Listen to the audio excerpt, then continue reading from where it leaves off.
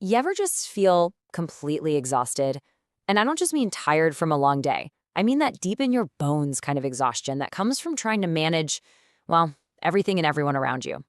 If that sounds familiar, you're going to want to stick around because we're about to break down a super simple idea that might just give you all that energy back.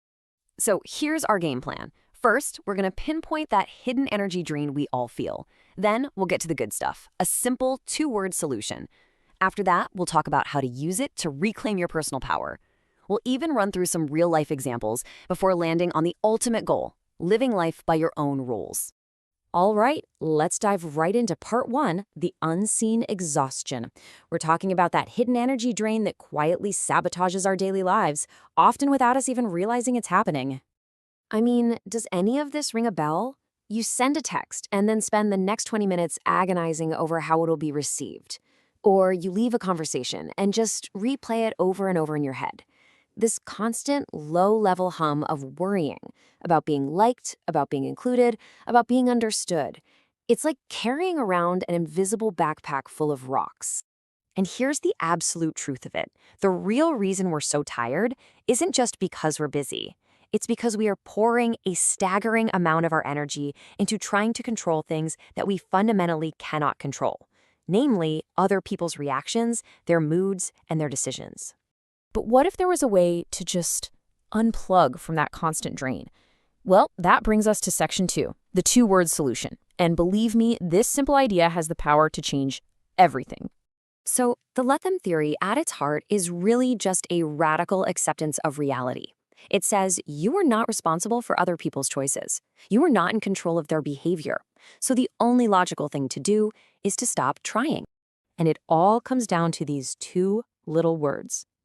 Just let them. Now, this isn't about being passive or not caring. It's about releasing your grip on something that was never yours to hold in the first place. And here's what that looks like in the real world. If they don't invite you to the party, let them.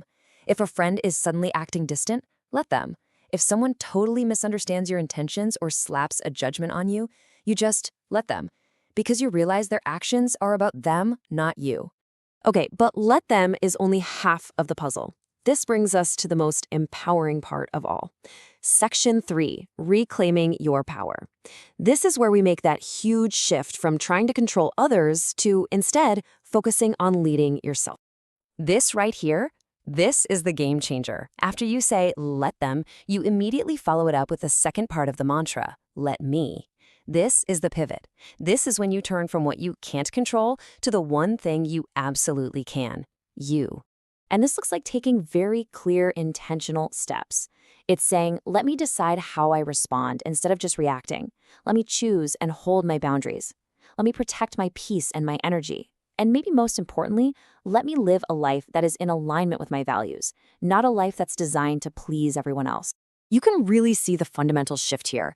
You're moving out of what I'd call the trap, where you're trying to control others, you're just reacting to things, you're constantly avoiding discomfort, and you're stepping into the power, which is all about leading yourself, acting with intention, and chasing a life of meaning.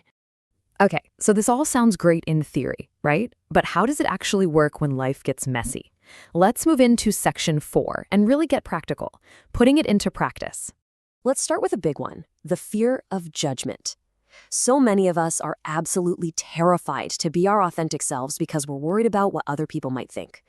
We end up building these lives that are designed to avoid criticism, instead of building lives designed to chase what actually matters to us.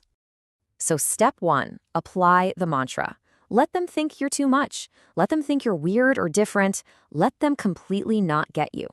You are not on this planet to be universally approved of. You're here to be fully yourself. And then comes that empowering pivot. You say, let me share my work anyway. Let me say what I actually think. Let me take that risk.